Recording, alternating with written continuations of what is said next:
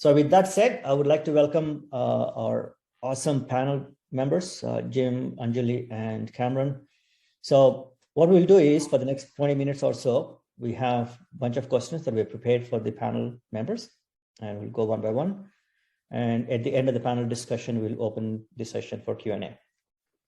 First question is to Jim, and please, other panel members, please welcome to comment also. Jim, reviewing the research data and the results that we have reviewed just now, do these results align with what you're seeing in the market? Absolutely.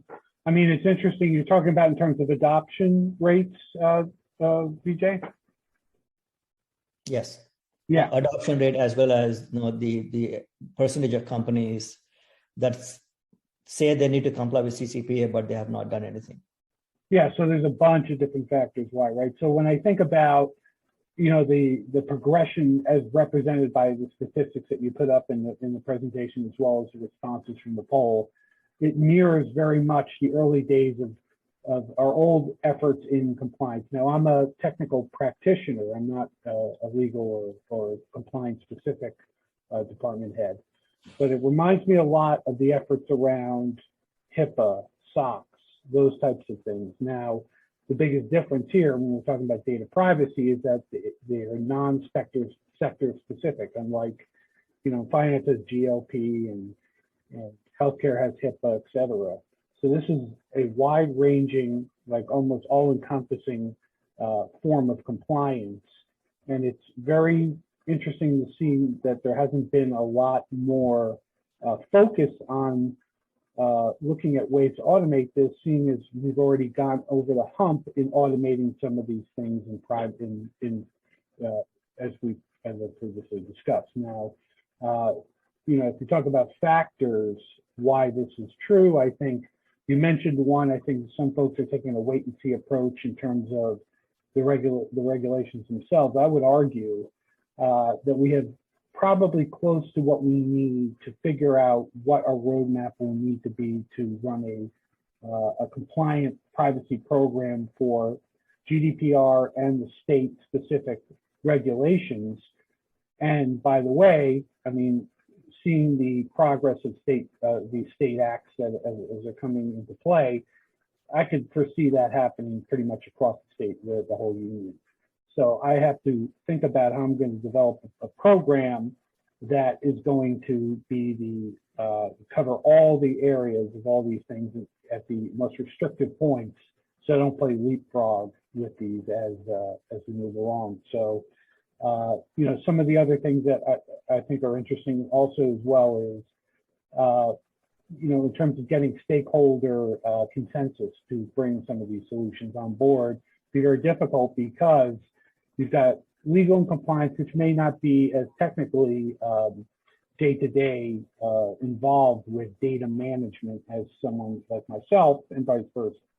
I may not be up to date as to the absolute legal ramifications of every change with every one of these regulations. But all I know is, as a practitioner, I want to do the job one time, and I want to do it with the least amount of human intervention, because every hour that I have to spend complying with something like privacy takes me away from all of the other things that I'm charged with doing as the head of technology here at Dana. So it's I've got a bunch of other things that that come to mind that are probably very germane to most program implementations, but I'd love to hear from everybody else if I'm on the right track.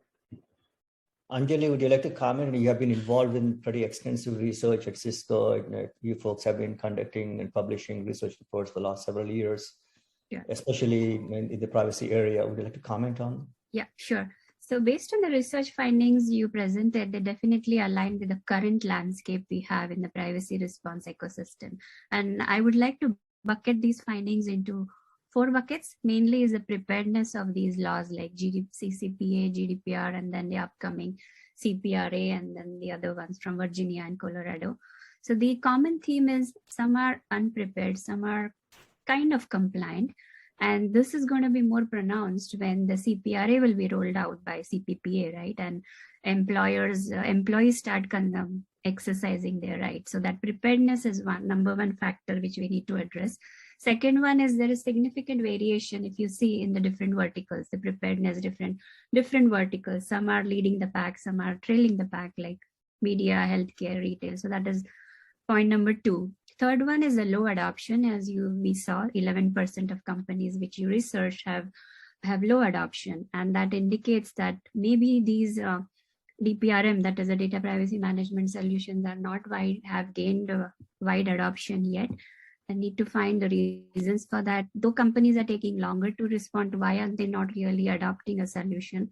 So that's point number 4. And the fourth one is the DSR characteristics, right? If you see the volume, the frequency, which because of the influx of the data aggregators and the automated agents, then the source of DSRs.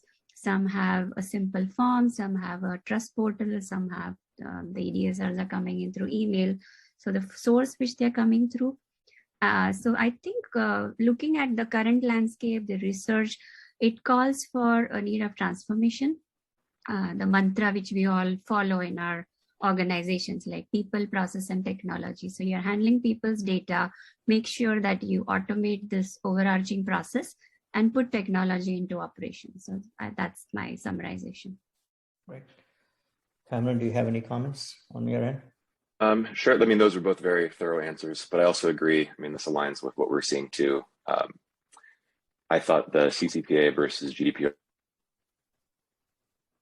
comparison was particularly interesting, the data there, because they deal with different geographies. So I think it makes sense that larger companies, probably with broader customer outreach, obviously have more international presence and have to worry more about those kind of DSARs versus just, California or state specific. And I think one of the slides talked about B2C being kind of a higher level of requests.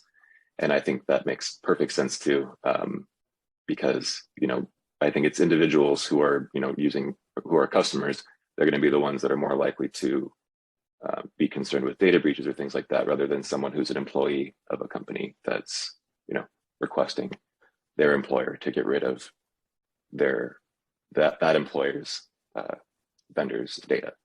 So I think that all makes sense and it aligns with what we're seeing. Right.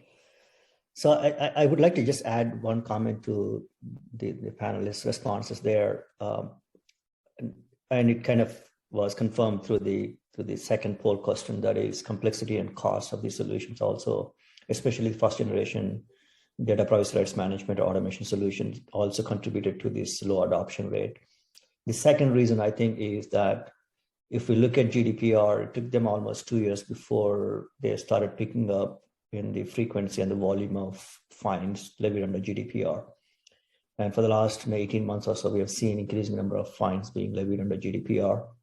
I think you'll also see more companies that are on the fence, being motivated to do something with it as the fines under the CCPA start rolling out. So, okay. So the next question I have for you folks is, again, one of you please take the lead, and rest of you folks please comment on this thing.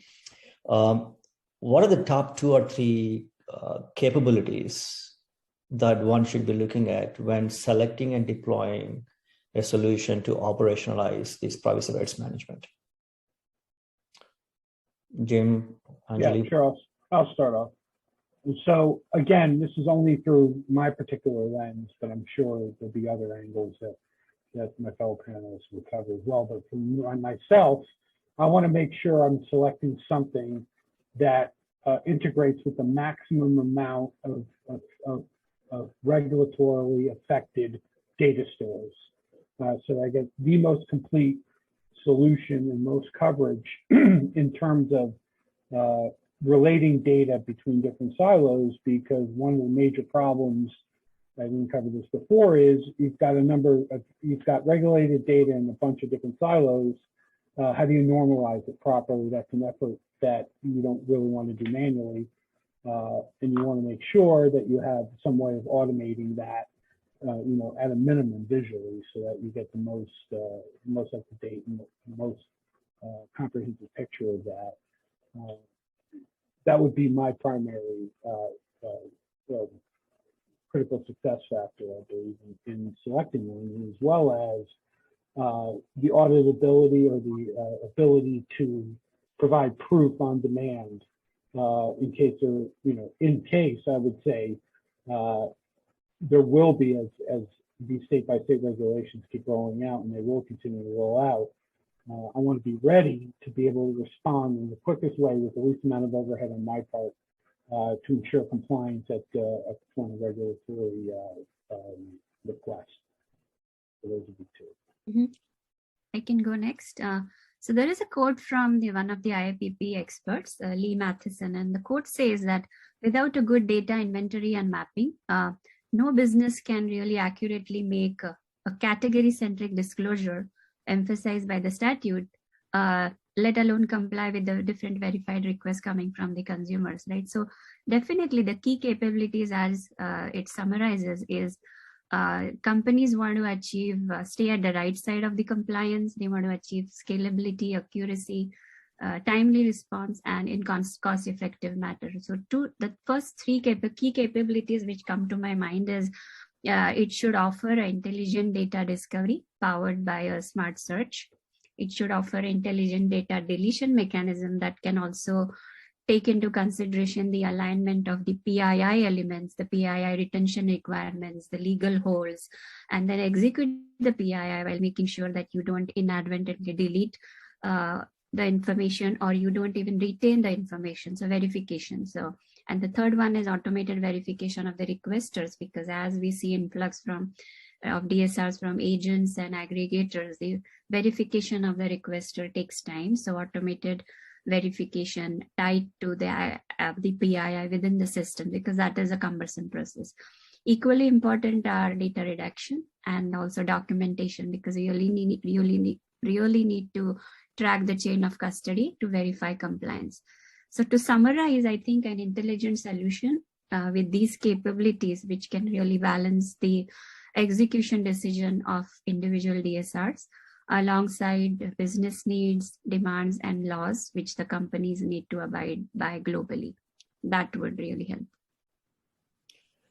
Great. I think very well covered between Jim and your answer, Anjali. I think you basically are saying that we need a solution, make sure that it's a comprehensive solution that can identify and search and collate the data that belongs to the particular requester in an intelligent manner, and in a very efficient manner. And then make sure that you are able to maintain a clear audit log of everything, and that you're following the 7 steps that we covered out there. So it covers as many of those steps as possible. And one other comment I would like to make is that there are solutions in the market right now who can help you get these solutions deployed quickly without spending a lot of your time.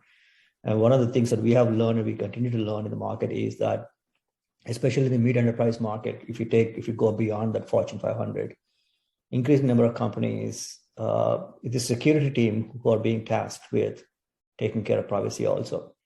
And in today's world, for the last several years, having spent 15 plus years in cybersecurity market, I can clearly state that cybersecurity teams are still very much burdened with security challenges, and they don't have time to deal with privacy. And the more we can help them with automation and efficiency, the better it's going to be for the companies at the end of the day. So the next question I have for you, for the panel, is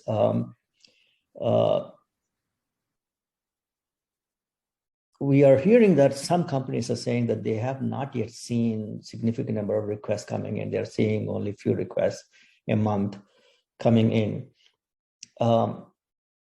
Should these companies be thinking about implementing a commercial privacy rights management automation solution, or should they be waiting? What would you recommend, Cameron? I think it kind of depends on the company and who their base is. Some of my clients are very B2C, whether it's like e-commerce or retail or something like that. And they care not only about being compliant if they technically need to be, even if they're not getting a lot of requests, but they also want to have good customer relationships. And one way to do it is to be very privacy forward and privacy friendly, which is a really popular thing for consumers.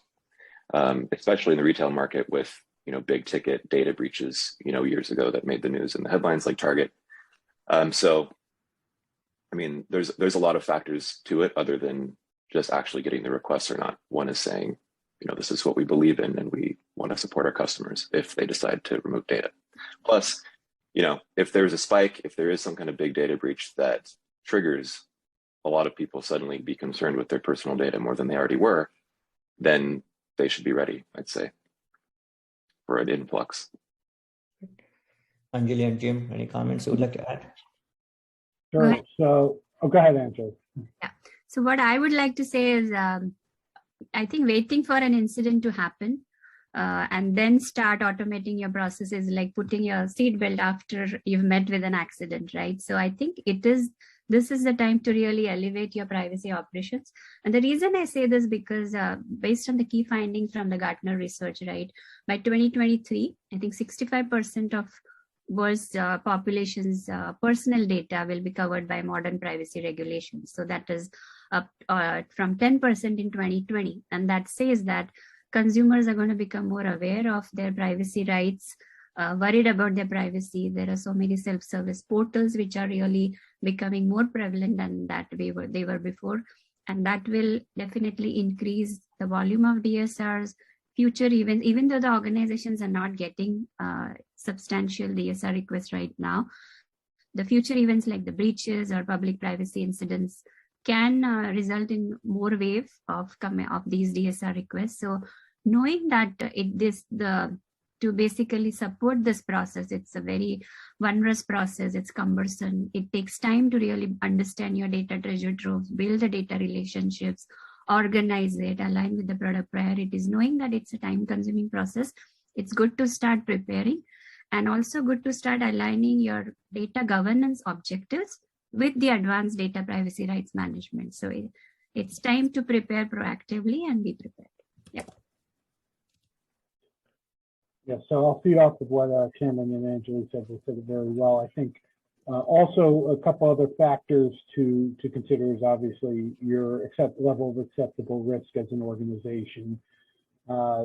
It's also the perception of enforcement is definitely key. I think that's going to increase as you move from a more GDPR-centric reported form of enforcement, which has the perception of being kind of overseas and not really in proximity to where a lot of US-based companies are, to now you've got state level enforcement of these regs, and you've got states that have certain fiscal needs and shortfalls in your budgets, and they can certainly use an influx of revenue for non-compliance. So that's certainly a big motivator, as well as I'd say not even just privacy specific breaches that are reported in the news. Any kind of breach is going to bring better awareness, especially in companies that may not be B2C, that, hey, listen, we need to circle the wagon, so to speak, and make sure that our privacy program, in concert with all of our other peripheral programs like data protection, are all up to speed and they've got the proper level of auditability, automation, et cetera, to make sure that they're all effective in whatever responses they need to get. Great. We'll cut over to Q&A in a couple of seconds. A couple of final questions before we cut over to Q&A. So Anjali, now we are seeing these aggregators pop up all across the industry. Do you see that trend continuing, especially with CPRA giving them almost legitimizing the aggregator business? Yes. Definitely. I think the short answer is yes.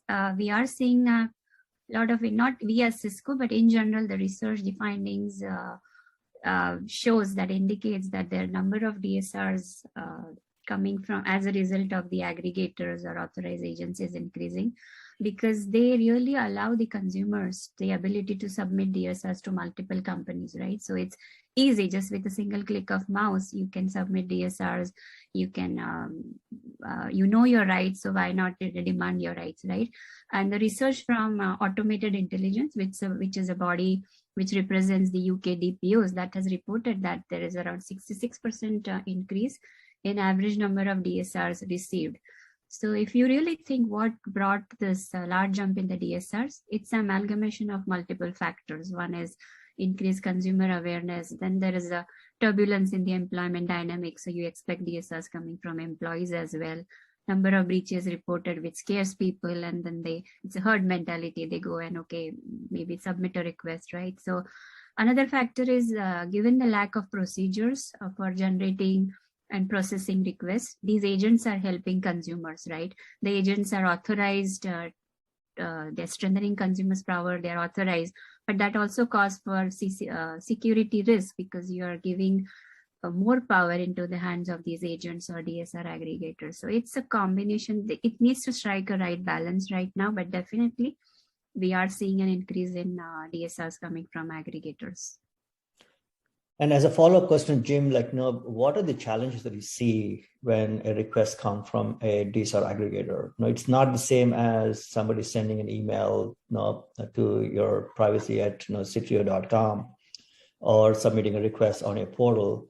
What is it different from a request coming from these aggregators, and what is the challenge that you see out there? I consider, I really don't have anything that unique to say. We would consider any kind of right to delete, the right to access requests from an aggregator with the same importance as an individual requester. I kind of would like to add, as well as I'd like to see a lot more transparency around these DSR aggregators because of the methods that they use to collect information from these consumers that are leveraging them essentially as a proxy for submitting to multiple data holders, for lack of a better term. I think there's going to be some unintended consequences as a result of some. We don't really know what the ulterior motive of a lot of these aggregators are, besides a subscription-based revenue stream. What they could be doing with the data in total that they're collecting from these consumers as a result of having to determine where to send these requests. There could definitely be some monetization schemes that they might have that may either cancel out the whole idea of a consumer looking to protect his or her privacy, as well as run afoul of some other regulatory thing. So I think it's an interesting concept from both sides, both from data owner and data requester. But there needs to be a lot more transparency as to the business model and understanding what goes on behind the veil. So I'd like to add to that, some of the conversations that we had with actual customers who are dealing with these requests from DSR aggregators is that it is challenging because these aggregators just forward an email. They have these automated systems that spit out emails to companies. And they basically say, we have a request from this customer coming to our portal to find more details. And it becomes, even if you had implemented a solution, it becomes a manual process. And one of the things that we tell our customers is, these are aggregators here. They're here to stay. They're going to increase in volume. They're going to become a bigger nuisance for you. So make sure the solution that you're selecting also has a mechanism to help you automate the process. Now, how do you take in the requests? How do you bulk upload those requests? Or, if there is an API, how to connect to an API through the system, pull in those requests and automate the whole process. As Anjali said earlier, starting with, validating the identity of the requester all the way down to responding to the request in a timely manner and efficient manner. Mm-hmm. So one of the things I would want to share with all of you is make sure that's also one of the requirements you are putting as a condition in selecting the right solution for your data privacy rights management. So with that, I want to thank the panel's members for answering the questions.